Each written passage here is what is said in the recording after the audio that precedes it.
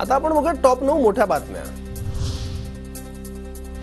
शिखर बँक घोटाळा प्रकरणी अजितदारांच्या चिंतेत वाढ। मुंबई पोलिसांच्या गुन्हे शाखेने दाखल केलेल्या क्लोजर रिपोर्टला विरोध करणाऱ्या 4 नवीन याचिका सेशन्स कोर्टात दाखल।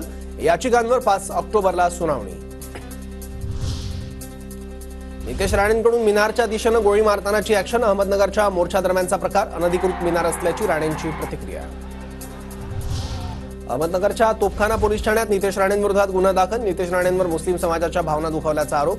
राणेंसह आयोजक दिगंबर गेंट्याल यांच्या विरोधातही गुन्हा दाखल।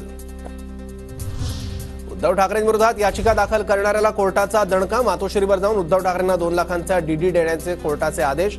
दिलेला अंगारा न लावल्याने अपमान झाल्याचा बंजारा समाजाच्या एका महंतांचा आरोप।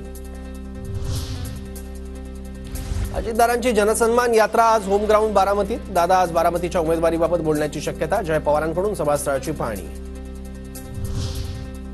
अजित पवार गटाचे नेते रामराजे नाईक निंबाळकर तुतारी हाती घेण्याची शक्यता। भाजपच्या रणजितसिंह नाईक निंबाळकर आणि जयकुमार गोरेंबाबतच्या तक्रारीची दखल घेतली नाही तर तुतारी हाती घ्यायला किती वेळ लागणार, रामराजे नाईक निंबाळकरांचं सूचक वक्तव्य।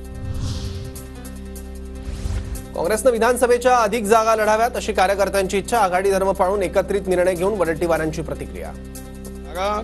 काँग्रेसने अधिक लढावं हे महाराष्ट्रातील कार्यकर्त्यांची इच्छा आहे। जो आलेला सर्वे आहे आता यामध्ये शेवट आघाडी धर्म आहे। आघाडीच्या धर्मामध्ये बसून निर्णय घेऊ शकतो। एकनाथ खडसेंच्या वाढदिवसानिमित्त मुक्ताईनगरमध्ये पवार गटाचा बॅनर। खडसेंच्या बॅनरवर पवार आणि पवार गटाच्या पदाधिकाऱ्यांचे फोटो। समरजित गाडगेंसह कोल्हापुरातील भाजपचे 18 नगरसेवक पवार गटात प्रवेश करणार। शरद पवारांच्या उपस्थितीत उद्या कागलमध्ये पक्षप्रवेश सोहळा।